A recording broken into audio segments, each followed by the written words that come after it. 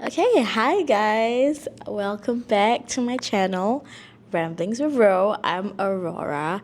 I want to talk about something, but also kind of relate it to something that I've experienced. Okay, anyway, today we're talking about Jennifer Lawrence. Recently she has defended her very good friend, I'm guessing, very good friend Amy Schumer for her feminism or something. Let me just pull up the interview real quick.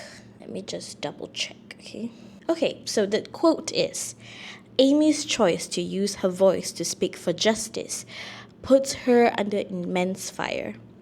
I wouldn't say she navigates it so much as she throws her middle fingers up and walks away from negative comments like a gas station fire in a Michael Bay movie. And it's basically in a Variety article about how Amy Schumer kind of escaped backlash and she's okay with that, blah, blah, blah. And in the article, she said something like, it's very strange. The focus is so razor sharp on Jewish people, but not on Hamas. It's very strange, so I recommend people read a book, quote, Israel, a simple guide to the most misunderstood country on earth.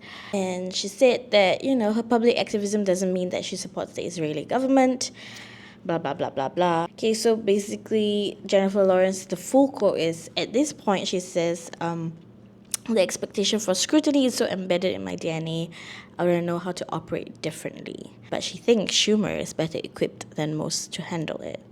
So then that's where the quote comes from.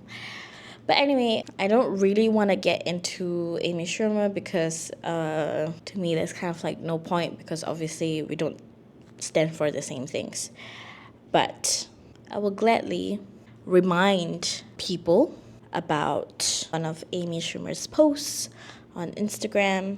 Okay, and part of her post is like a cartoon strip where literally the biggest caption is Gazans, okay?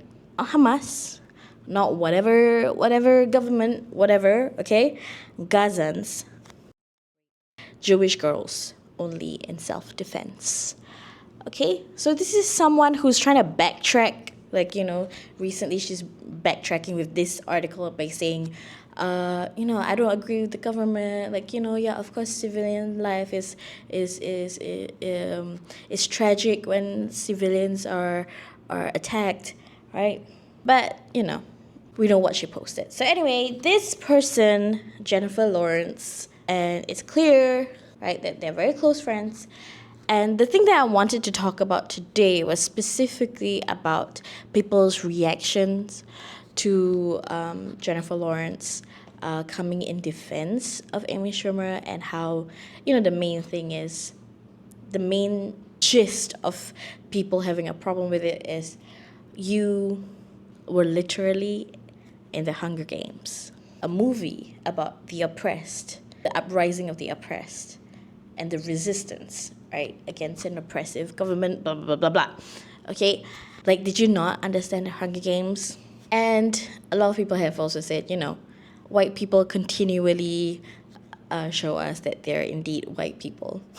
Because somehow resistance is all right for some people and it's not for some other people.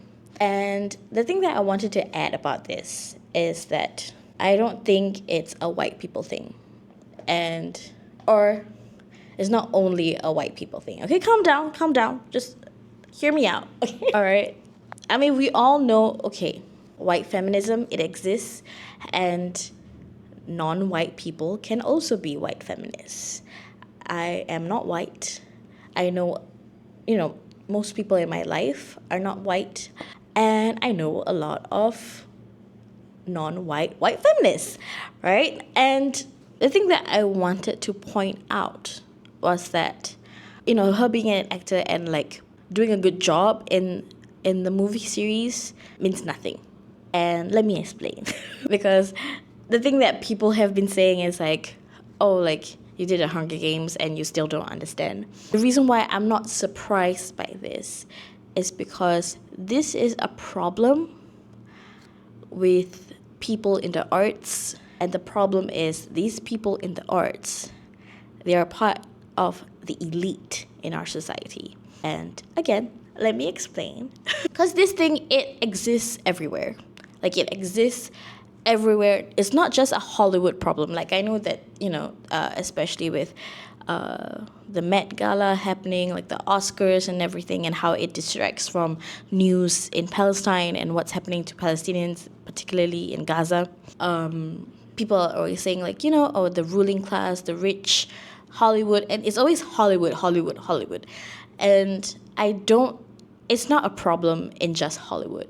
It's not a Hollywood problem because it's Hollywood. It's a Hollywood problem because it's an elitist problem. So let me give you an example. The reason why I am not surprised by this, and I know that a lot of people are being surprised by, like, how can you be an actor in a series where there's so much about resistance, there's so much about oppression. It's very clear what is happening, how systems oppress and how systems should get dismantled, right? So the main thing that I wanted to talk about was, I think, just sharing my experience. And obviously, I'm not in Hollywood. I'm not in Hollywood, but I was in art school. I was an acting student. And before I was an acting student, I was a film student. So following my kind of like secondary education, like, I went into the arts, and it was amongst artists, or people in the industry. And industry is not really an accurate word for me to use from where I'm from, because I come from a very small country, so they don't even really call it industry here. It's more of a scene, because that's how small it is, right? Even with like a really small scene, this problem exists. This problem of the elites being dominating the arts. All right, I don't know how I'm gonna tell this story, but this is gonna be a very rambly video because I am kind of losing my mind with things happening in the world, and I just wanted to share this aspect because this is something that I've been struggling with, or been in my mind for as long as I've been exposed to this kind of people for the last, decade or so, right? So just to put it into context, I was studying film for 3 years. I was studying acting for 3 years. For 6 years, I was around these people. And also to give you further context, when I was studying film, there were about 60 of us in this course. In my country, we have public housing and we have private housing. And public housing is really common. It's the norm, okay? So in these 60 people, I was one of a handful, okay? A handful of people who lived in public housing. So out of the 60, I'm sure there was less than 10 of us, okay?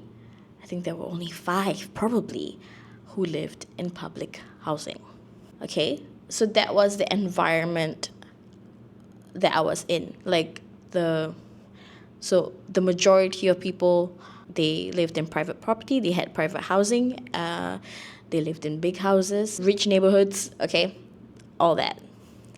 And it was such a culture shock because prior to that, when I was a teenager, when I was in primary school or secondary school, like, I was just around people, obviously because you go to the school that's like closest to your house, right? So obviously the people in there are people who also live around the area, so a lot of people are within the same economic range. But then it's when you start studying different things is when you come in contact with other people, right? And that was such a big culture shock to me. Like, in my class, I think I was the only one in public housing. Like, there was another person who was in public housing, my friend from that class, but she was living in kind of like the most expensive form of public housing. So yeah, anyway, so that's kind of like the context. And when the art school here, they are very expensive because it's not entirely funded by the government. Like, it's hard to find subsidies. I managed to get funding from a foundation so that my tuition fees, or I had financial assistance for those things. So in general, you're around people I was around people a lot higher socioeconomic background than I was. I think the thing that I want to share is what you do in art school is you have productions. If you're an acting student, if you're in the performing arts, if you are in the technical theater production, right? You have production. So that is how you're assessed, right? So in one of the years, in our second year, I think it was second year, we had a semester called community project. Actually, I'm not sure if it was a whole semester or if it was just a term. Like, a term is half of a semester. I can't really remember.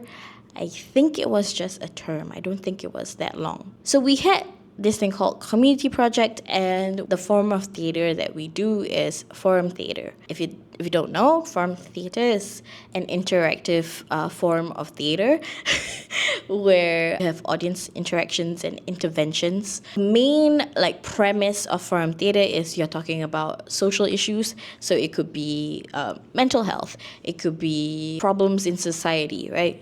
It's like specific crimes, for example, right? And what my class decided was we wanted to do on poverty, okay?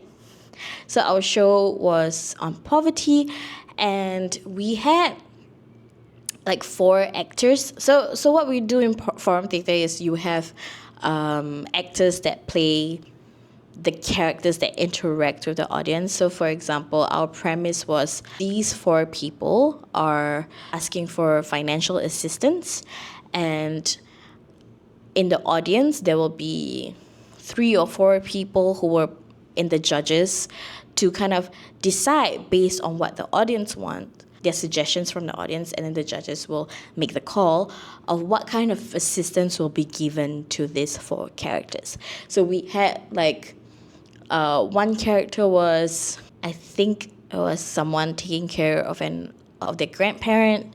Another was a dad, a low income salary dad, and I can't remember. I can only remember those 2. But what we had on kind of the board of what assistance they could get, it was packages. So it could either be a package for a nurse, right? Or a package for a babysitter, or a package for coupons, vouchers for groceries, or it could be housing subsidies, bills, or it could be cash, cash so that they can do whatever they want. Also, I forgot to mention that the people in the audience are basically our course mates, so our seniors and our juniors and our teachers, right? So those were our audience members for this particular production. Okay, so it was a very small production. Essentially, everyone that was there was in the acting program. And one of the issues, one of the things that frustrated this, the audience, was that, because they had a budget, they had a limit to how much they can give to the 4 people, right? So one of the things that frustrated them was the fact that they couldn't have the same people do the nursing and the same people do the babysitting. And again, to give you a bit more context, where I'm from, usually people will have a live-in maid, or what we call a helper, and they tend to be either the kid's nanny or they will end up taking care of older people, the elderly. There's a whole separate discussion about that kind of work, but they were really frustrated that they couldn't get a maid to do both these things, because there was a family that had both an elderly person needing care and children. So basically the person was struggling to manage everyone at home. Yeah. So if I'm not wrong, it could possibly be the characters were all in one family. So it's just different perspective from the different families. So anyway, I know this is a long story, but just bear with me. I mean, if you are not interested, then you can just click off, right? So anyway, so they were really frustrated that they couldn't get two different services for the price of one, because it is different services, it is different qualifications, and it's even different from having a housekeeper, right? Like a maid, a housemaid is not supposed to be taking care of your children. It's not supposed to be taking care of someone sick, right? I don't know about other countries, but there is in some circles or in some societies where there is a tendency to clump all kind of like the help. Like you have one person doing everything, right? So they were really frustrated over the fact that, oh, why we can't have the same person do both, right? So that was a really big discussion that they had an issue with. That's one thing. And then the other one is this dad, the character, right? He said that the bills, okay, like, it would be great if we could get the vouchers and everything, but then I would prefer to get the cash so that, because these services are supposed to be like provided for a certain length of time, right? So what he's saying is, I would prefer to get cash so that like we can judge based on each month's needs, right? So that we can accommodate the different needs with the cash. And also, I would like to take my children to the zoo or take my children do some activities because they don't get to do it. My kids are always asking me like, oh, why we can't do this? Like, people, my friends go here and I wish I could go, right? So that was the appeal, right? Like that, like, oh, like I prefer having cash because I want to give my kids some experiences, right? And I kid you not, one of the judges stood up and was like, you should teach your child to be grateful for what they have. Yeah.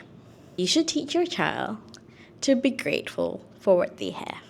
Because this guy is saying how sad his son is that they don't get to go to the amusement park or to the zoo. And they should be grateful. And obviously, when it comes to cash, obviously there was someone else in like the audience that was saying like, oh, we can't give them cash because like, what are they gonna do with the cash? Like, are they actually gonna help themselves or are they gonna like, buy some drugs? And these were actual discussions that they were having. The fact that they don't want to give the cash because they can't control what the family is gonna do with it. And obviously that is a very universal thing because a lot of people have problems with like assistance and saying like, oh, some people would cheat the system and like they will get this. Like their main concern is that rather than helping a chance to help a bigger group of people, right? So anyway, the whole point of my story here is that these people who are saying all these things, they are talented actors. They are talented performers. They give believable performances, right? So, it is not like it's how there is some kind of like stereotype where you have like a rich person in the arts and they're really bad at it, but because they got in with their money, they get spots, right? And that is true. That exists. But there's also people in the arts, artists, actors, who are out of touch with reality. They're also the same ones that are out of touch with reality are also good artists. Like they do good art, good work. I don't know, right? So like you would be like, oh, okay, that person had a nice performance, blah blah blah.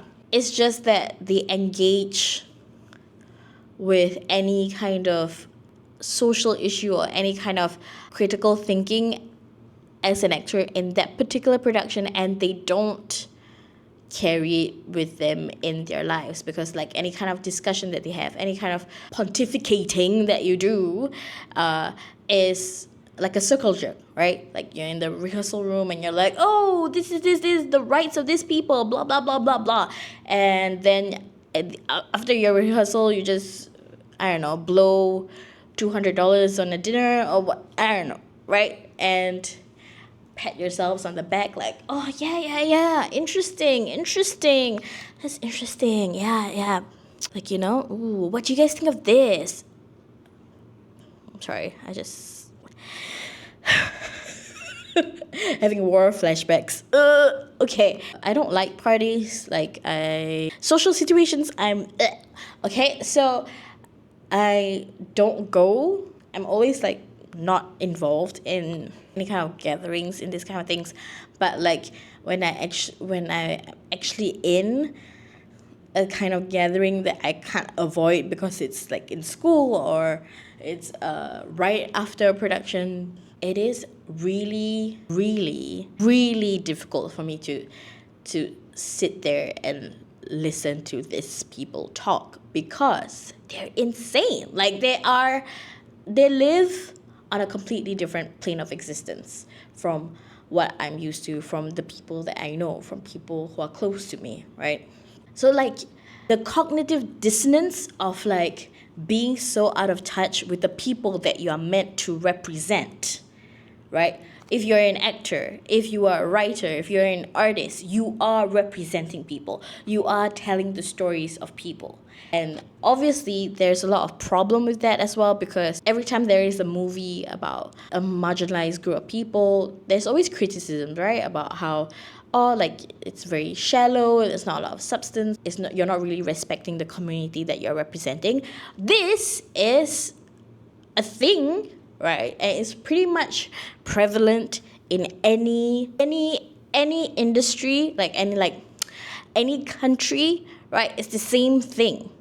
Like you have the big examples in like Hollywood where there's like billions and billions of dollars and whatever, and you also have it in small industries, okay? Because the elites are still taking over the small industries just as Hollywood is, right?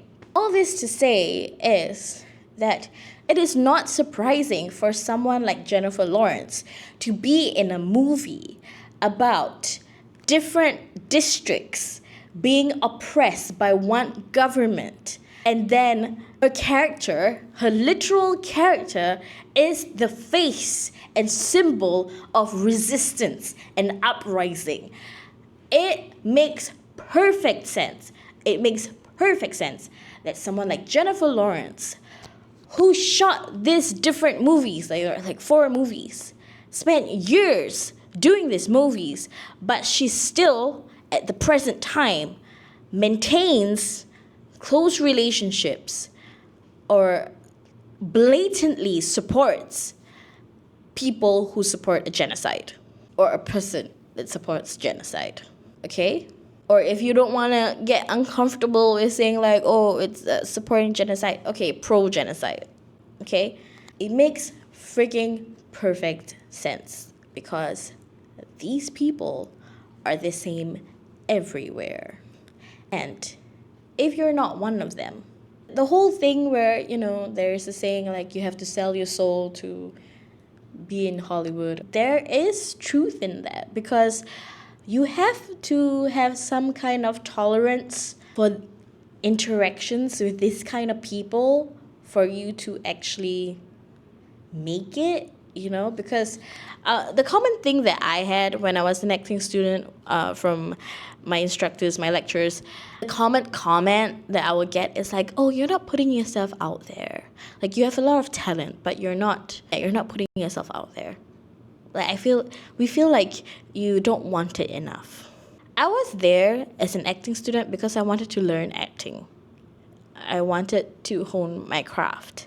I did not want to be around a bunch of rich people jerking each other off with their opinions and their discussions. Literally, like I would have a class, right? A class where we literally stand in a circle and people talk about what? I don't know. People talk in a circle. And whoever chooses to speak about it, like you kind of wish that like certain people would speak because some people are a bit more aware of like how much time they're taking from other people, whatever. But if you get someone who just wants to go on a whole tirade of something. You just gotta stand there in the circle. And I don't like that. I don't like being in that kind of environment. And I don't want to like that, because it's not something that I want to compromise on. It's not something that I want to overcome or something, because my values are a lot more important than me being a successful actor. I don't know if I'm gonna act at all, like if ever. I don't know what's in the future. Like I don't know if I'll be more willing to tolerate it more as I get older or less. Yeah, so I'm not sure. But I have been around these people long enough for me to not want that right now. And for me to not be surprised by the irony of Jennifer Lawrence defending Amy Schumer. The values of her character in the Hunger Games goes against what her close friend is standing for now. I mean, I understand that, it's so basic. Obviously, they're acting like, she's not the character. She's not Katniss. Yes. I hear you. Yes, correct. They're not the same characters. Just like how some villains, the actors playing villains, some of them are the sweetest people ever. But they're playing horrible people, right? I think reasonably we all have the expectations of if an artist is part of a project that's talking about specifically a marginalized group. Just like, let's say if you would expect the actors in 12 Years a Slave to be proactive in taking a stance in the activism surrounding Black Lives Matter, right? The same way, like you would think that people who are involved in a film about a certain kind of disability would be more engaged in that kind of thing because they have interacted with real disabled people in preparation of the movie and stuff like that, right? So you would think, right, reasonably so, that being immersed in the world, in the point of view of people being affected by this marginalization, right, allows you to be empathetic to people in real life who are facing the oppression of what your character is facing, right? Right? It is absolutely reasonable to expect that, but it is utterly unsurprising that the truth of it is not that. It is, in fact, completely predictable. In the past, rich people would be the ones going to plays, right? Because they want to show that, they are into arts and they will be the patrons of the arts and, they're the ones funding it, right? But then, when people start working and blah, blah, blah, and the people who are funding it are also funding themselves, right? And they are the ones who are taking center stage, quite literally. And that's the problem with people who are part of the ruling class, people who are really privileged being in the arts and them trying to tell stories about people they don't understand. Yeah. Anyway, I just wanted to tell that story because it's definitely one of my core memories being in art school. I was mad. I was quite angered to silence almost, witnessing the discussions between these people.